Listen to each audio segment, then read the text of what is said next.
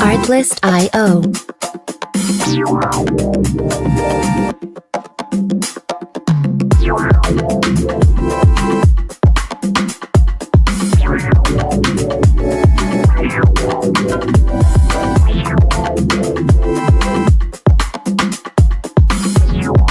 Music licensing reimagined.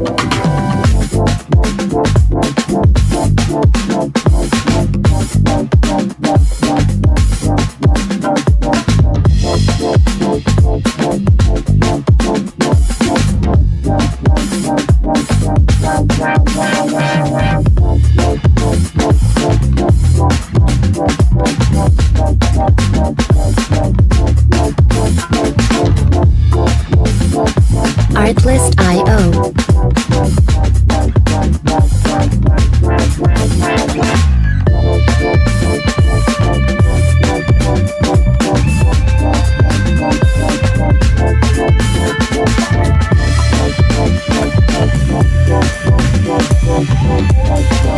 Music licensing reimagined.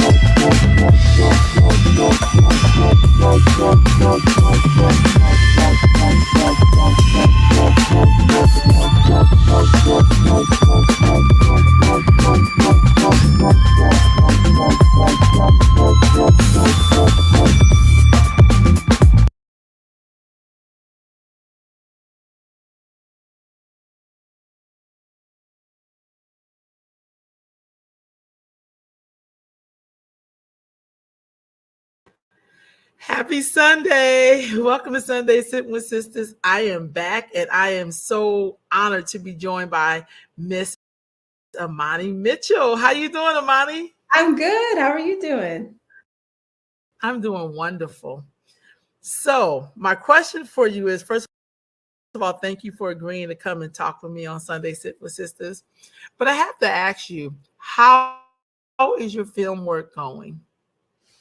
It's going. You know, it's a journey. It's a constant thing. I have a short film that's coming up to be premiered in person, thankfully, April 15th and 16th. So, you know, I released my feature film a year ago now, and I had to do a virtual premiere because of, again, we were still kind of in the pandemic at the time, the quarantine. So I'm just thankful that I get to finally share my work live in person with the community, because I'm sure, you know, too, watching movies at home is fine, but there's like that collective feeling, that energy that you just can't recreate unless you're in person. And so I'm happy that the film gets to experience that.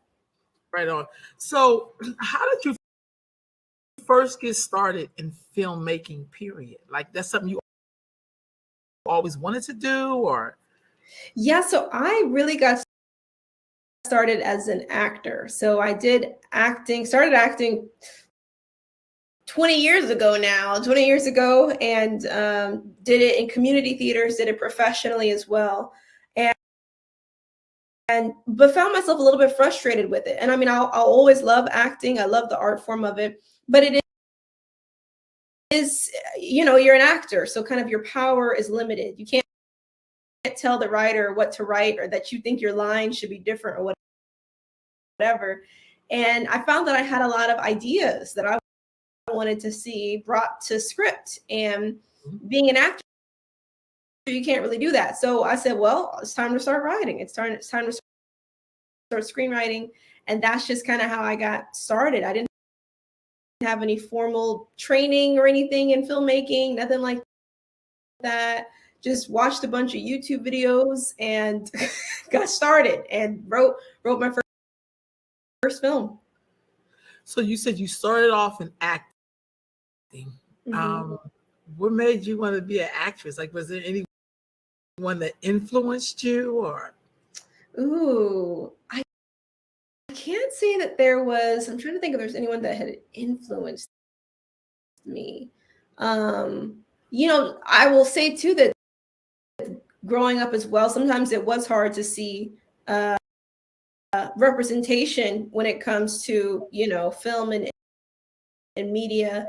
I think for me though, what drew me to acting though was I love storytelling. Like I learned at an early age that if you tell people a story and you kind of put some theatrics on it and you get really into it, and it can make people smile or make people feel things, make them happy, make them concerned or what have you. And I think that's the beautiful power of a story, is that you can impact people, and actors are a vessel for that. So you're helping to tell a story, but also you're helping to share a character or share an experience of someone that people may not know about. I've played characters I played a character who was a cocaine addict on the East Coast. And so she had this accent, and then she also was an addict. And so there was all these different things I had to juggle, but it was my job to bring forth her humanity, right? And bring forth this character for people to connect to and relate to, that they may not normally run into or talk to or understand. So right. So you were acting at B Street Theater, Capitol Stage, and Celebration Arts. Were there any differences in being in those three different companies? Oh yeah. Yes, there is a difference. So B Street and Capitol Stage are professional theaters, and there's been also too, this past year with the pandemic, there was an article that came out that was kind of calling out different theaters in Sacramento, because a lot of them are white owned. They kind of, again, hire a lot of white people, a lot of white actors, a lot of white folks in the crew, behind the scenes, all of that. So they were kind of put out there, called out for it. In contrast to that though, like Celebration Arts is actually the first place that I ever acted anywhere. Again, like in my adult life, I guess I would say. And Celebration Arts is a Black ran theater. James Wheatley is the founder and artistic director. He founded it 35 years ago, just with the vision of wanting to create acting opportunities for Black actors, and also to share productions that highlight the Black experience. And so the theater's just been thriving. So yes, very different experiences. I'm thankful though to say that with Celebration Arts, I'm now on the board of the theater. So that's wonderful. And we're just continuing to do the work in the community. So at Celebration Arts, what kind of plays did you do there? Oh, so I did a couple of the plays. I did one play where I played W.E.B. Du Bois' daughter, Yolande, which was kind of interesting. It was all about the Harlem Renaissance and all of kind of the players within it, County Cullen, Yolande Du Bois, a few other folks too. So that was really interesting. It was an interesting piece.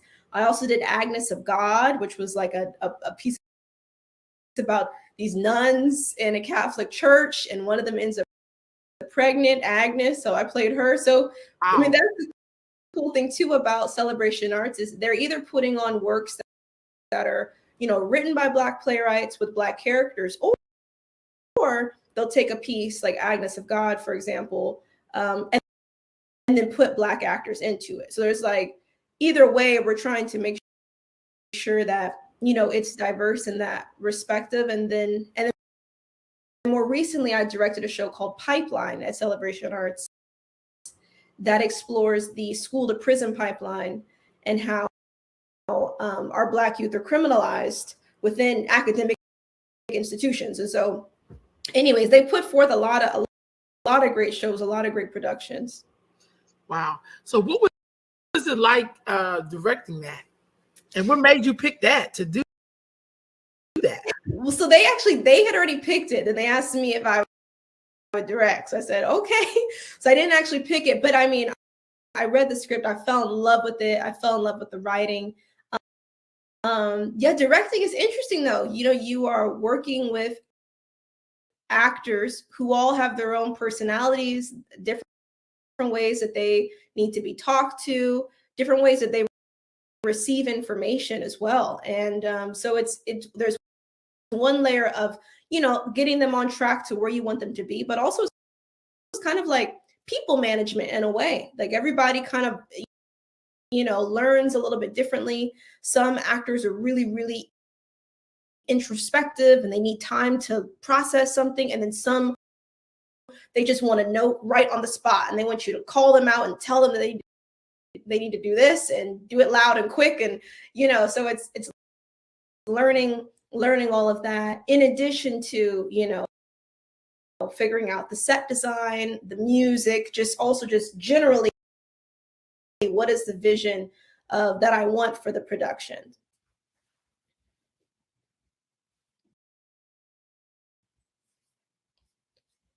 Oh, I think you're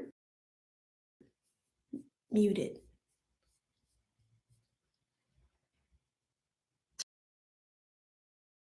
Sorry about that. Have you ever done a play where it was very difficult to do, but you completed it, but it was just difficult? Like you had a hard time bringing this character to life, or maybe working with a director, or how did you make it do that? You know, that production I was telling you about where I was playing this Puerto Rican woman. She was in the East Coast, so she had an accent, she had a cocaine addiction, and the play was also highly physical, meaning like I had a lot, I mean, there's the lines, all of that, the character, but there was a lot we had to do on stage. So it was very detail oriented. The director was very, very detailed. She wanted us to pick this up at this point and pick this up and snort a line of coke on this line and grab a bat on this line and break a glass. And I mean, it was like real intense. And so for me, it was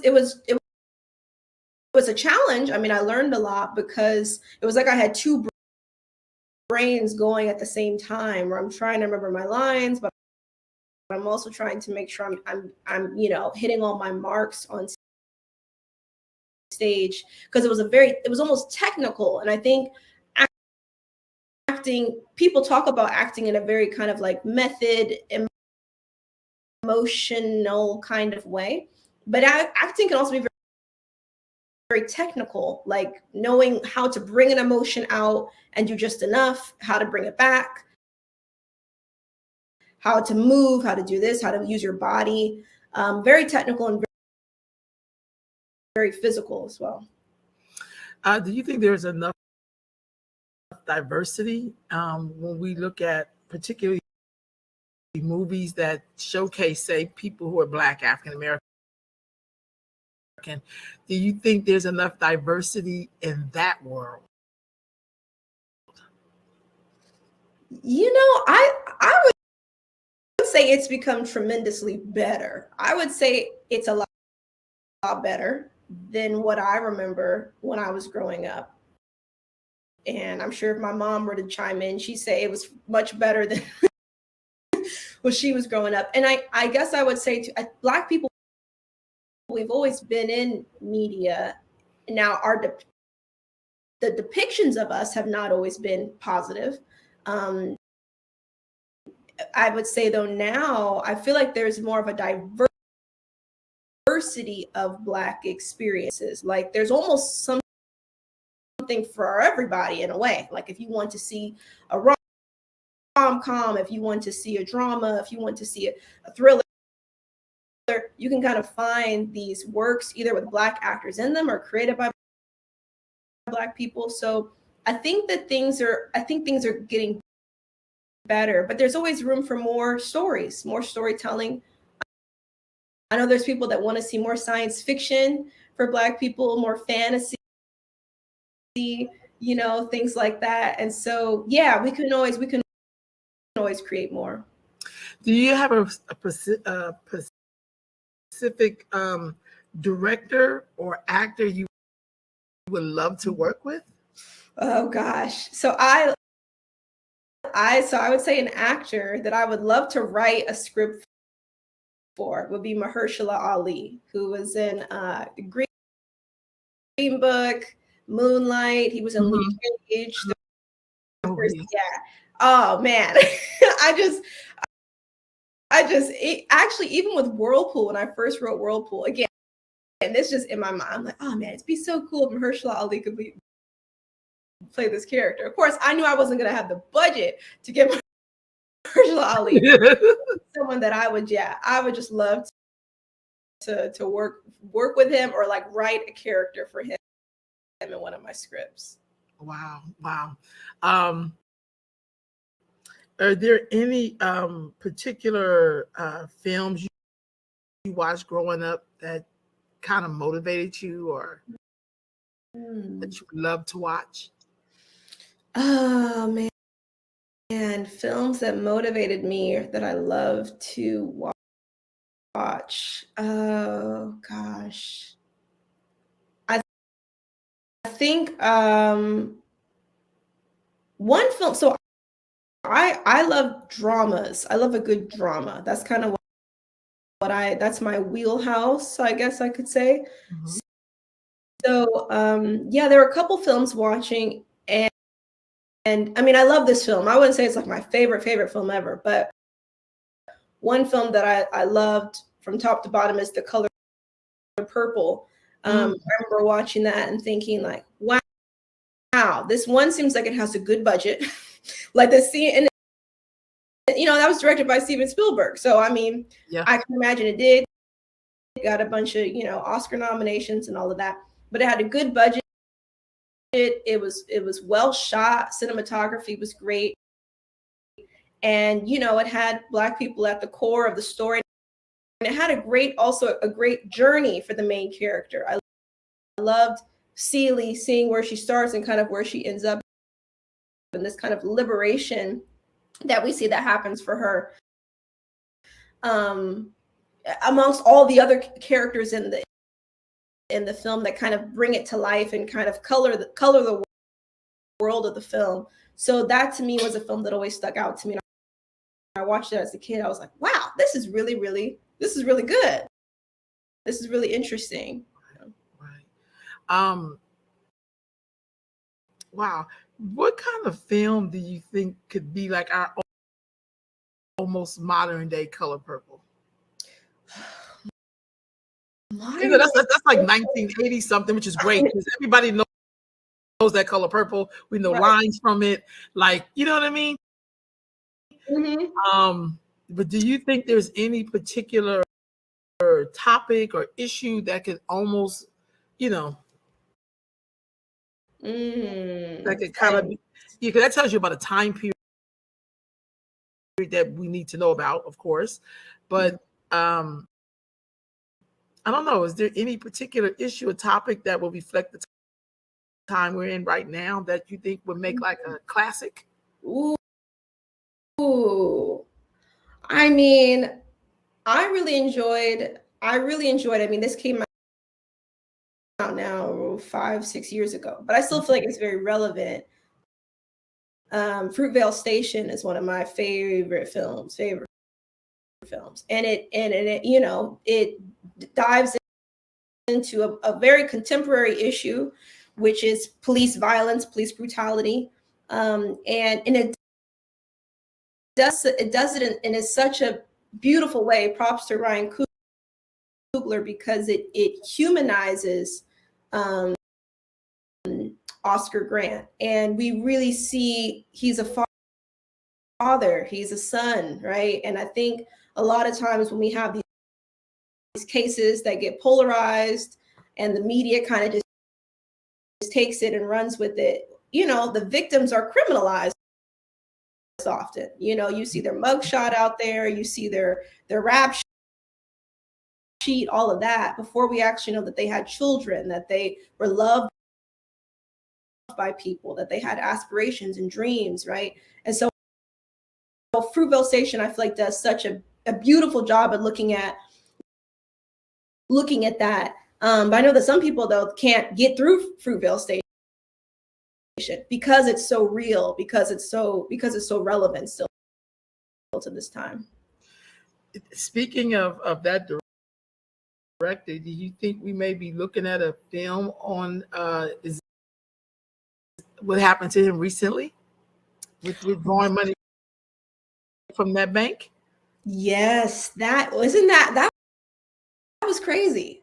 And it was a young Black woman, young pregnant Black woman who said, I was watching the footage and she had said that she was freaked out, she was scared, and at some point a manager had said, maybe we should just go talk to him. And she said, I'm not going to talk to him. I'm pregnant. I'm not going to endanger me and my baby. And for him, I mean, the whole thing is just so, yeah. Just, I mean, the whole thing was shameful, but I guess I could see, I don't know. The whole thing is just, yeah. I think that would make for a good storyline, or something, a topic to really look at that we know is polarizing, right, that it can affect it. Because this guy's like this is the Black Panther director. Hasn't he made? I know you would think at this point. But, oh Lordy. So so let's just do this real quick. I want to show just a little short trailer from your Whirlpool. We're going to talk about that before we get into your new one here. Because I guess on this particular one I'm going to show, I'm doing my own engineering. This is let me just get it up. Hold on. Here we go. And here we go. Uh-oh. Writer and director of Whirlpool, the feature film. We have been working on this film for the past 2 to 3 years, and a lot of passion and love and dedication has gone into this film, so I am so excited for you to see it. Please enjoy the official trailer and join us for the virtual premiere on January 16th. So as soon as you're done watching this trailer, click on the link in the description and I will see you there.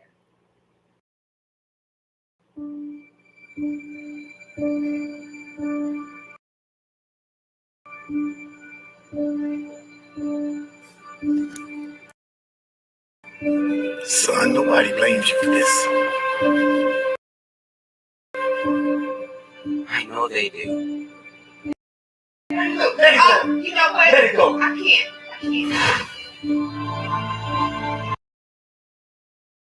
When you give somebody your word, they need to be able to trust you.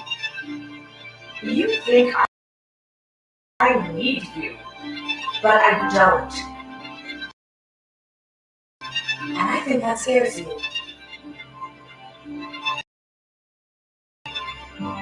You had to know that at some point this stuff was gonna come out.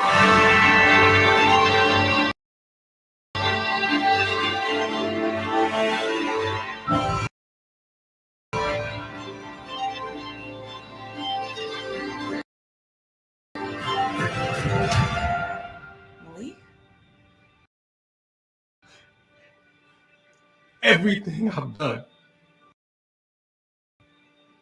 is because of love.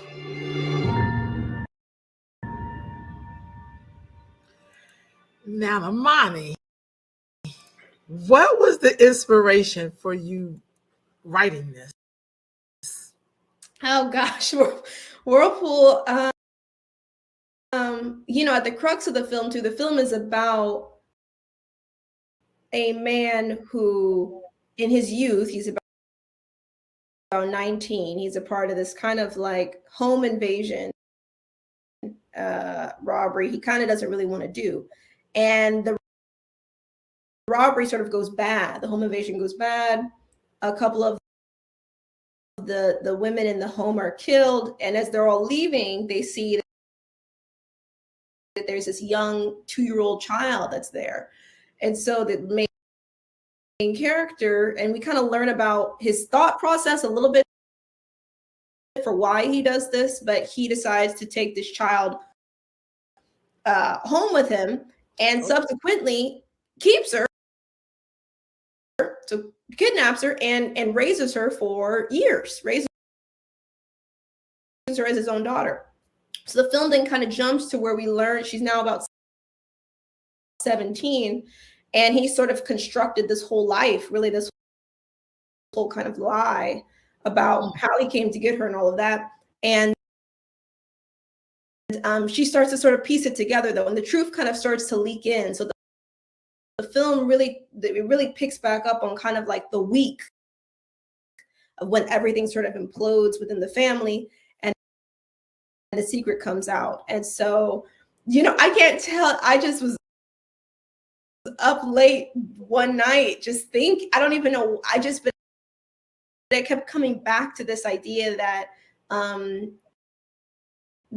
parenthood and why, and I think also too, people doing things that aren't always the right choice, but to them is the right choice, is an interesting thing for me to explore. Like I like to kind of explore uncomfortable things, because on the surface, somebody kidnapping a kid is obviously uncomfortable, illegal, all the things. But what if he had good intentions, or what if in his mind it was the right intention? What if he raised her really well? What if he loves her? What if she loves him, right? And so hopefully the film, again, it's kind of complicated, but that's sort of the crux of it. So when you decided you wanted to do that first film, was it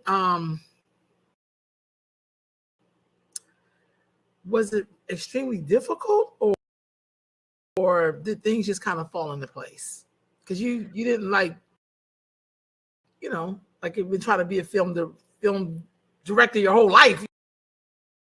You know what I'm saying? Like, yeah. It was difficult. It was difficult. I think, and I had to get also money, so that was kind of a burden. But I mean, we did it on a $20K budget, which is tiny. In compared, some people say like $1 million budget is a tiny budget. So just to give some context, and yeah, so it was very challenging. I think the mostly what I dealt with was just kind of self-doubt, feeling like, oh man, I don't know enough people to pull this off. I've never even written a script before. Do I even know what I'm doing? Whatever.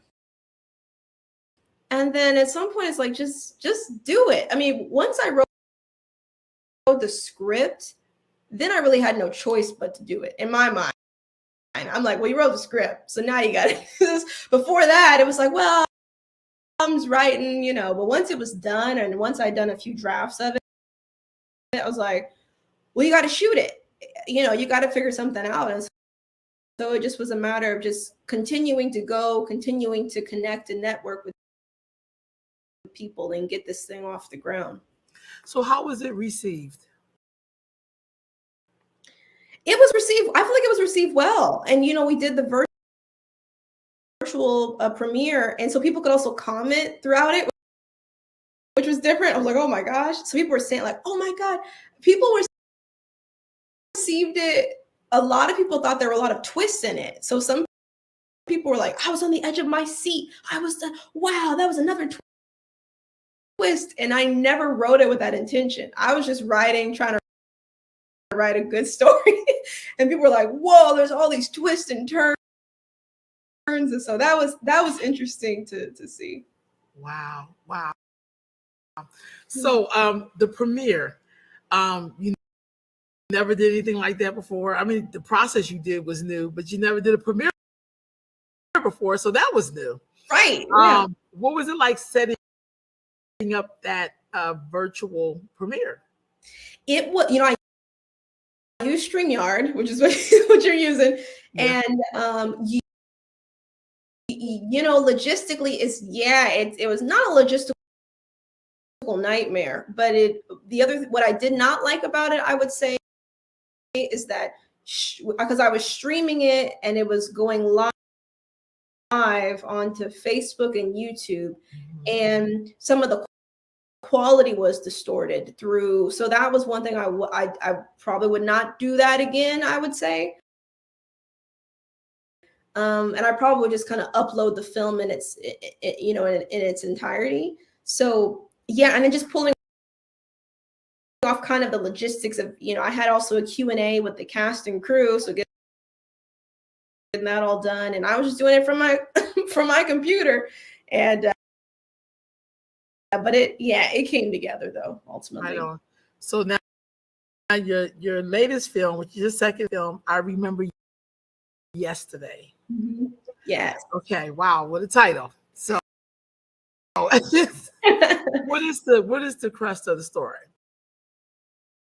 So this story, it's about a young man on his way, his first day at work, working downtown Sacramento, and he ends up running into his grandfather, who he's never met before, but he runs into his grandfather who's homeless.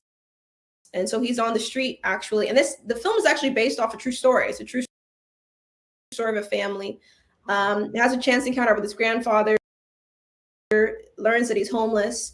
And when he kind of dives a bit deeper, we sort of peel back a family that's been impacted by abandonment, been impacted by grief as well, but that there's hope for a reconciliation, that there's some issues going on, there's some conflict, but the film kind of opens up a door. So yeah, and like I said too, this is based off a true story. So the young man whose family it's based off of, I'll have also kind of a little interview with him before the film on the premiere, so that people can learn more about him and his family.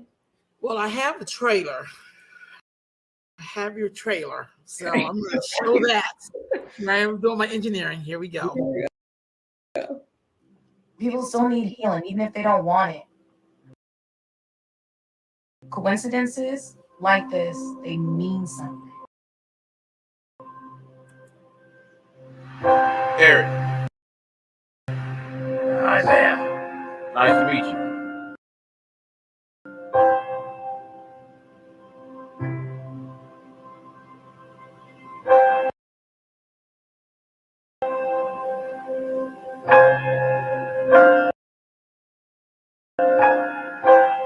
You ready? You sure about this? Yeah.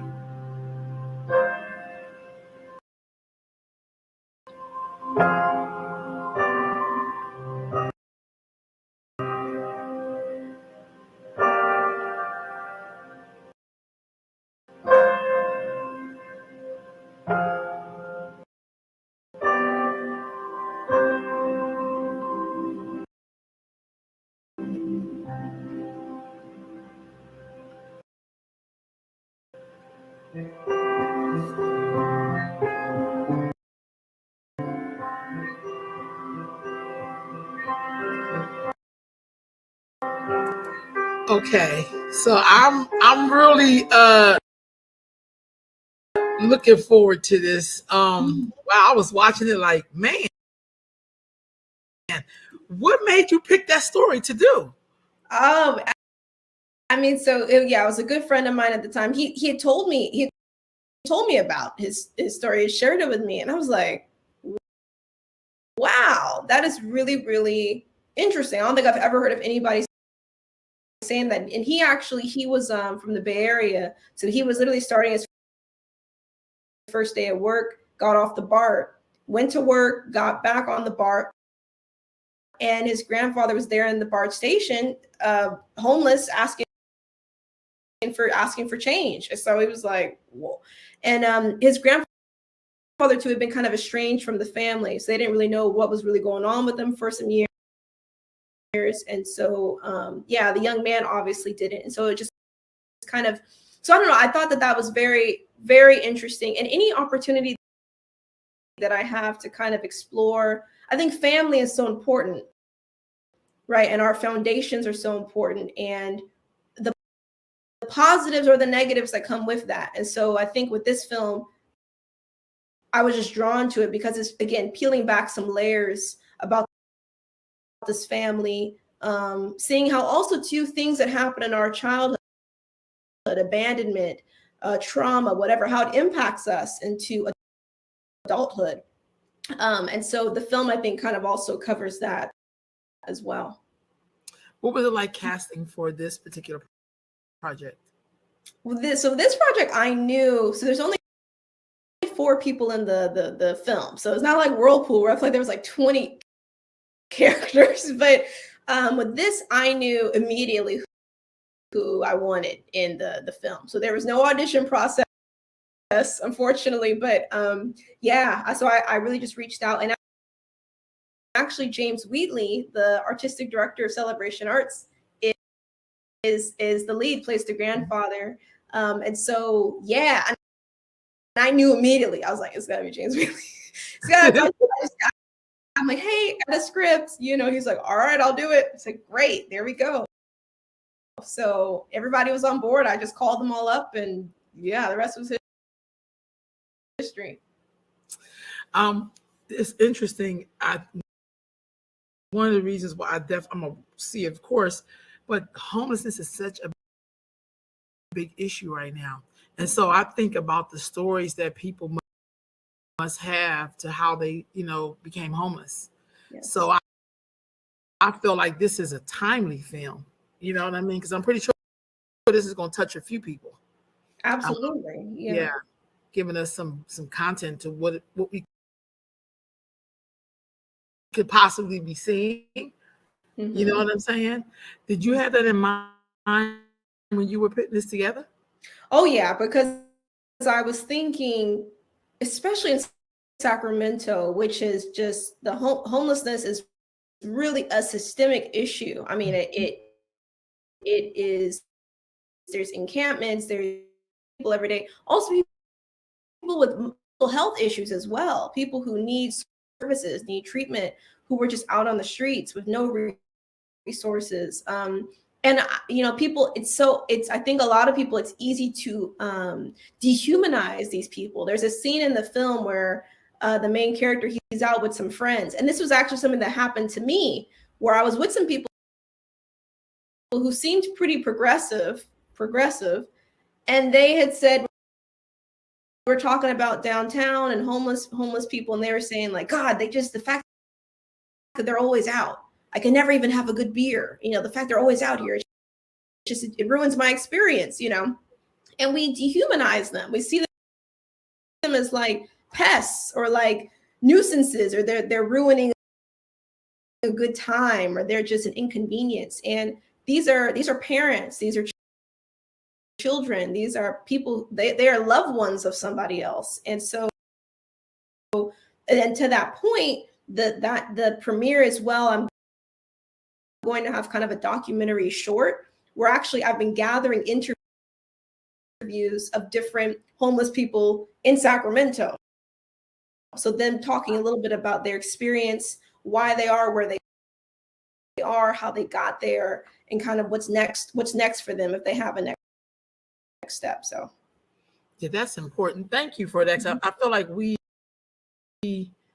politicize stuff, but we never try to think of like, because this could possibly happen to any of us, honestly, especially the times in which we live. So I thank you for that.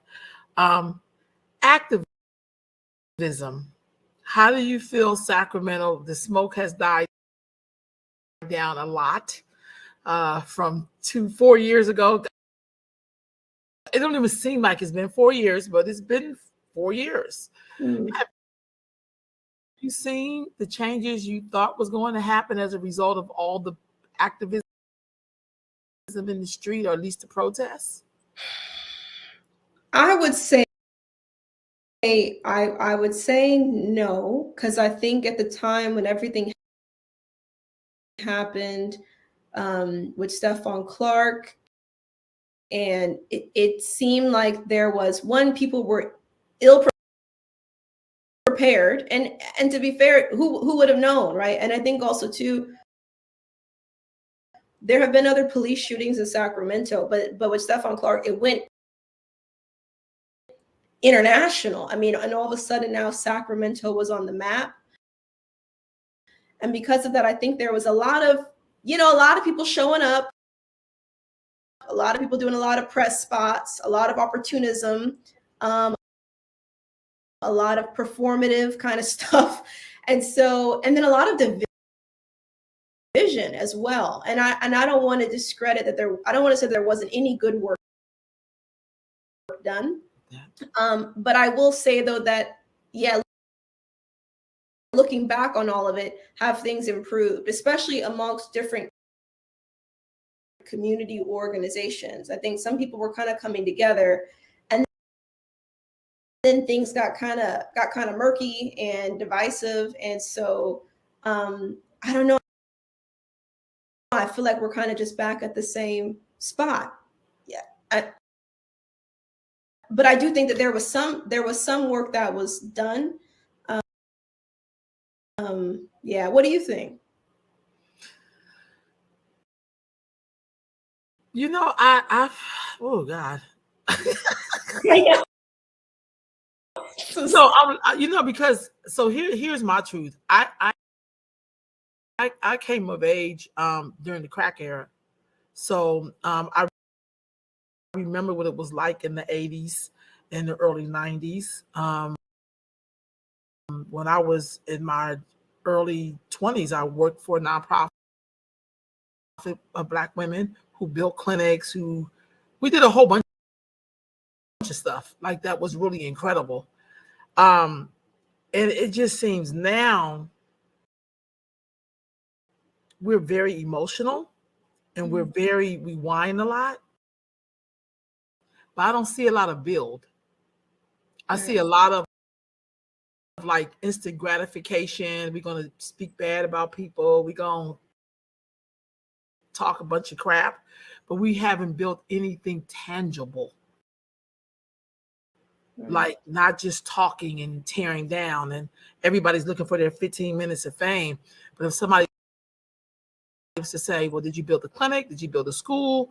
Did you build, what do we have to show for all that's happened? Right. I just don't see anything. And I'm doing it based upon I was a part of something before that did do that. Mm-hmm. And it feels like sometimes in our communities, in Black communities, we do a lot of talking, but we don't do a lot of building. Yeah. I was with some young people a couple of nights ago, and they were saying, we were talking about heroes of their generation. This was the conversation. And I was saying, if we want to start back looking at the Panthers, they were young people when they was feeding the homeless and, feeding their community, basically. They were young. Mm-hmm. And we talked about, I said, so when we get to this generation, what's the mission? That was the question. Mm-hmm. And the young people they felt like they didn't have any heroes of their generation. And I was like, wow. I almost wish that I could have taped what they were saying so other people can hear, because we do a lot of like picture taking and we're doing great, but are we really doing great? Or we just have a perception of we're going to appear to be okay when we know we're really not okay.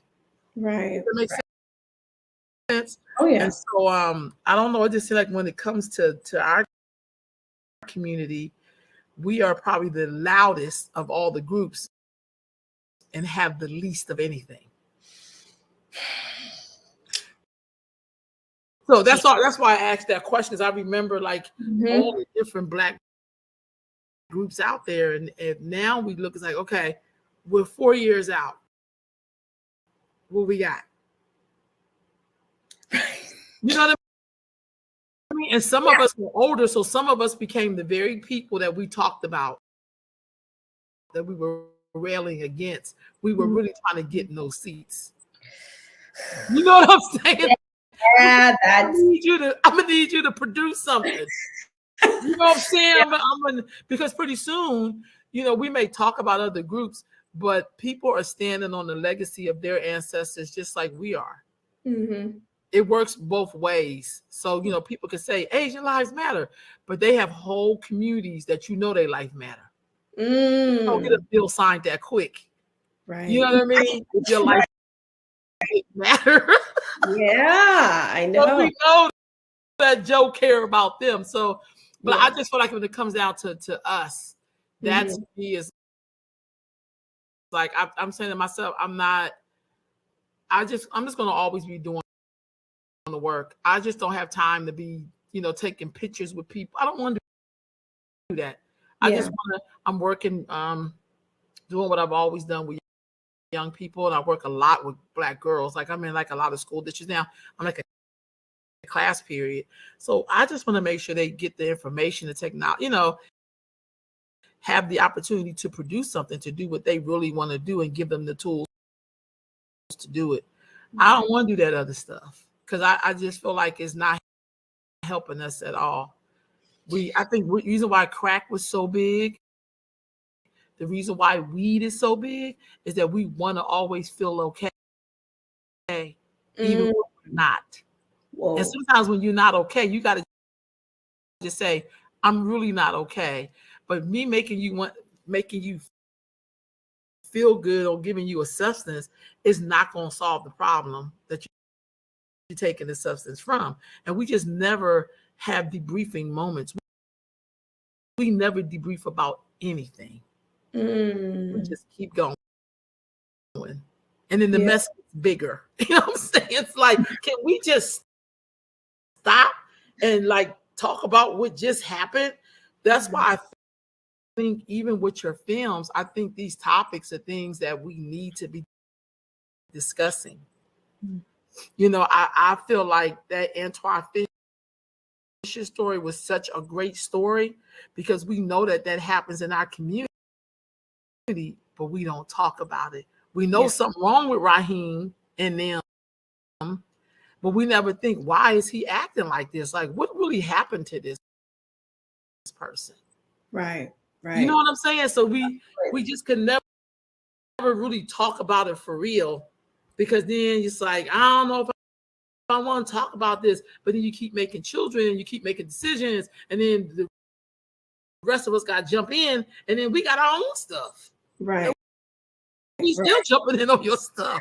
So that's why I asked a question like, well, you were out there, you were involved in that, and I want to know, like, well, wow, because the real truth is, pretty soon you're going to be as old as I am. You're going to have young people saying the same thing that they said about the generation I came from. Right. And I'm like, you know what I mean? Like, I don't know. You know what I mean? Like, I don't know what y'all got. You know what I mean? So I just want to know, do you ever have discussions with your peers around where we are? Oh, so yeah, I think that, I have to be honest with you too. Right when I wrote my first script, it was right at that time where I was burned out. I mean, doing all the things with Black Women United and just having to keep going. And I was burned out. And I think that I had to step away because it can be easy to get caught up in the work or in the melee of everything. And then it's like, I have nothing left to give myself, really. I'm also living not really authentically. I found that I would be doing some interviews and everything, and I would watch it, and I'm like, I don't even recognize myself. Like I see myself there, and I'm saying all the right things, and I'm smiling and everything, but internally I'm going through it. Mentally I'm breaking down. And so I think the film brought kind of a nice break for me to sort of step away and recharge. And I think now when I think about us, and you mentioned this whole thing about, whining and us trying to, because I think I'm still trying to understand what is it that we want, especially when I think about representation, right? And sometimes the representation that could be in film and media or like politics and things like that, right? We say we're upset with the systems in place or the media or what have you. Yet then we ask, or we almost kind of beg to be in the space. Like, well, we don't like it, and the way you guys do, the way you run it is not cool, and it's racist, and it's this, and it's that, and it's prejudice, and therefore you should nominate one of us to go do it, or you should hire me at this white media company. And it's kind of like, well, what is it that we want to do? And again, maybe this looks different for every person, right? But for me, and I have to quote her on this, but Mariana Souza, she made a beautiful, I saw her speak at this panel where she said, representation to me is representing where you're at. It's not about begging to say, hey, can I be the only black writer in the writer's room over here at, Fox, please, it's more so like, where am I? What am I building? And I'm representing here. That's representation in itself, right? And so I don't know. I think that for us as a community, we have to figure out what it is we really, really want. And some of us, liberation does look like putting Black people in the city council, or it looks like, being mad at the Oscars every time somebody Black is nominated. Some people feel like that's the fight. But for me, I don't know. I've always been somebody who's tried to kind of stay where I am and kind of forge my path there. So whether that was with Black Women United and the Black Women's March, or it's with, opening my film and just writing my own stories. Like nobody gave me the authorization to do it. Nobody said, I just started doing it. I started writing the stories I wanted to tell and just started acting on it. So, How do you think we're doing in the sisterhood? I think we're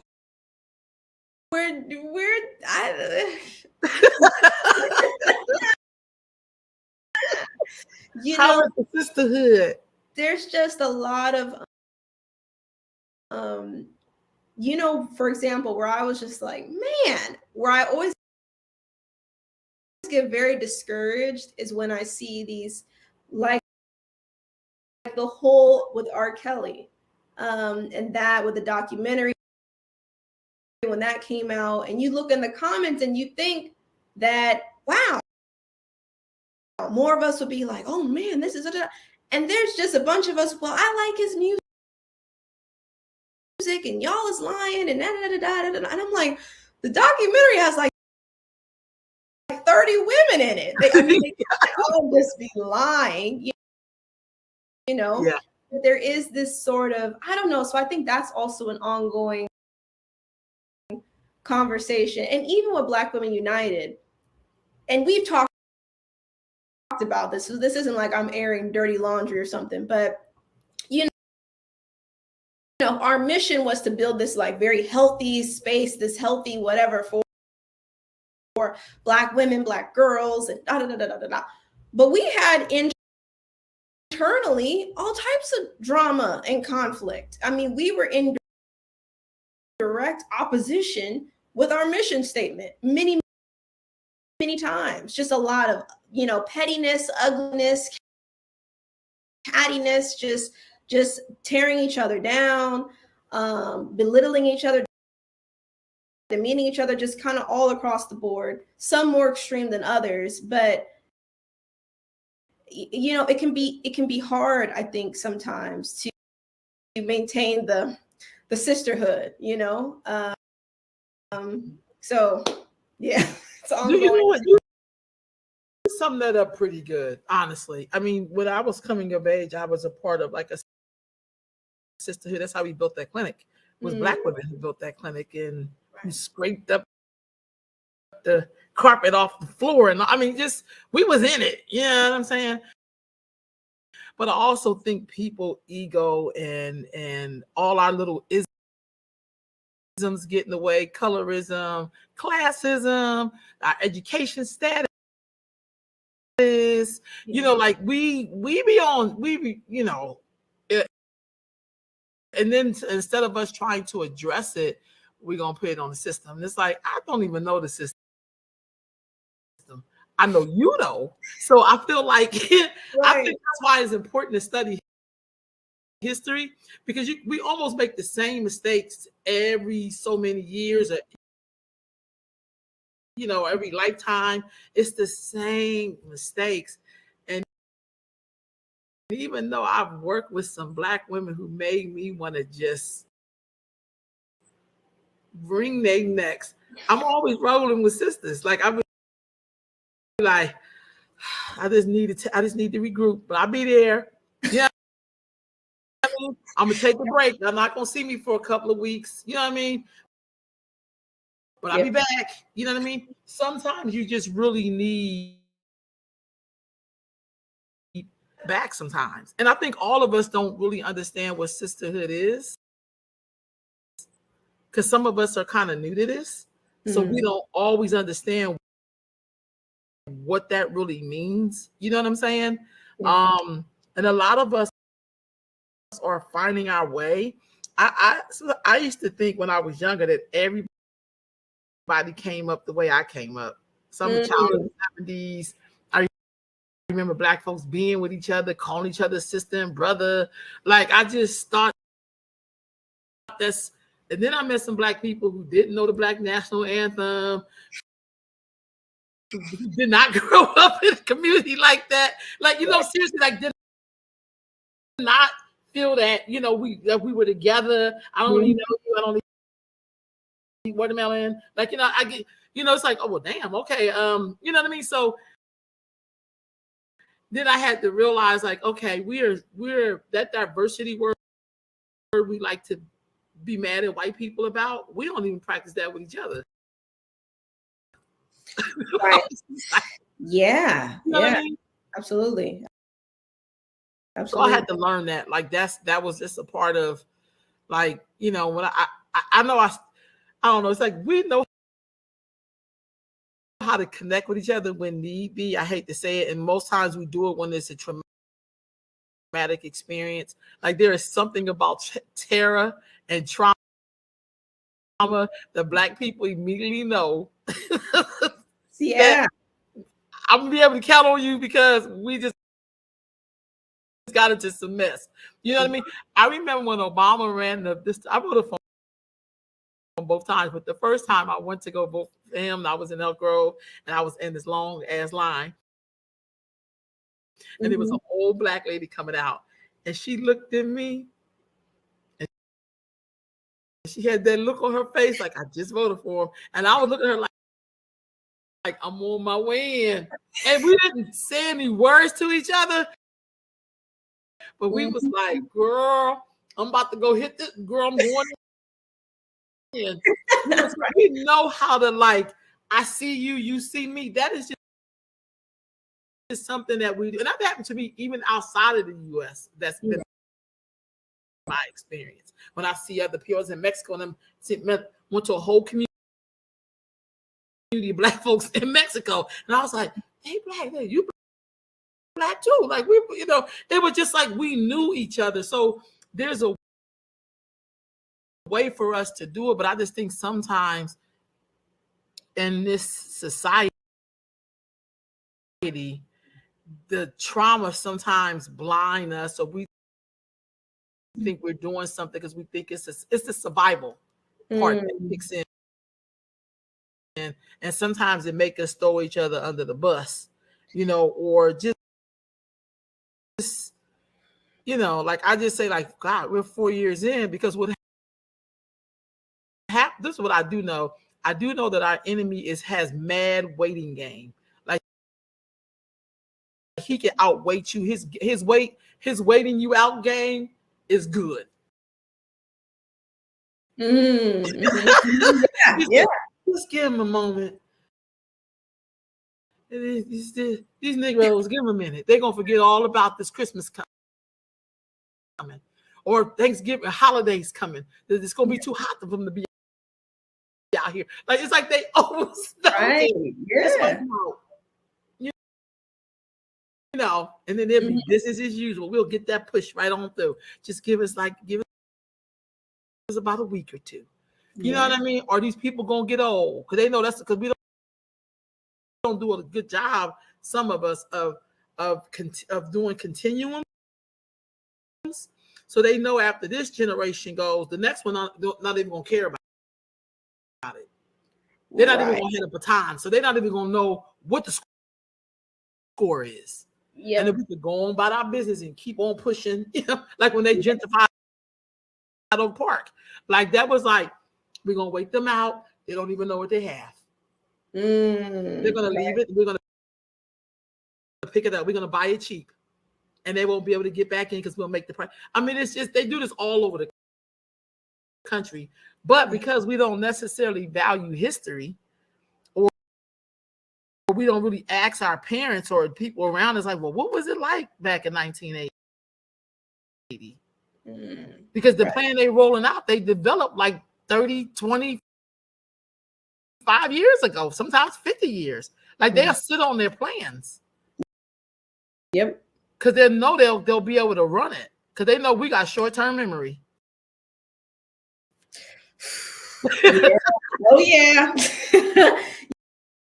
Yeah. Oh yeah. After this next project, what do you think your next project is going to be? Ooh, I have a one-woman play that I wrote that I would like to get out, and it was inspired in part by the young woman Chesley Christ, excuse me, who was Miss USA 2019 and recently killed herself, jumped from her building. And so anyway, that for some reason when that happened, that haunted me for like weeks.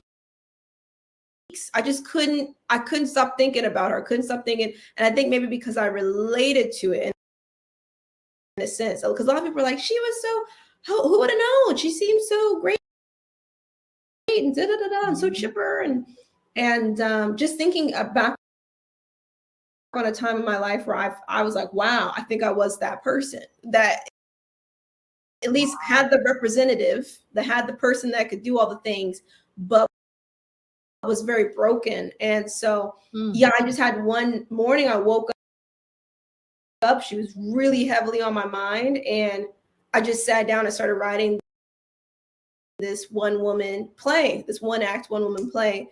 And really it's about really kind of the hours or the moments before she kills herself, before she commits suicide. So kind of just being in this woman's apartment. So it's kind of it's kind of an experimental piece as well, because it's just, again, one actress, and it's almost as if the audience should just be like a fly on the wall. So you're just seeing her in her complete natural habitat, feeling, reacting, all the things. And so that's the next piece. And I just need to, of course, find the right actress for the piece. Wow. Thank you so much for taking time with me. Thank you. Thank you. This is wonderful. So how are you going to premiere your film? I remember yesterday. It will be April 15th and 16th at Celebration Arts, which is on 2727 B Street in Sacramento. Hold on, let me see. Hold on, I'm going to try to show this piece that has this address on it. My game is getting better. Okay, it ain't that one. It's got to be this one. Did that show up? Celebration Arts? It did. I think so. It might have. Yeah, there it is. Yeah. Okay, so that's where it's going to be. I remember yesterday. Yeah. And what date is that? Let me see if I can. April 5th. So it's a Friday and a Saturday. so we're gonna have two showings of it. Let's see, I'll try to. There it is. So the film is going to premiere on April the 15th and 16th at Celebration Arts. Yeah. Sister Imani, thank you so much. It's so good to talk to you. Keep doing the wonderful work. I'll definitely be there to support your film. And thank you for giving me this time today. Yeah, thank you. This was wonderful. Thank you so much. So hold on just a minute. Let me just end this out. Okay, family, I shall see you all next week on Sunday Sitting with Sisters.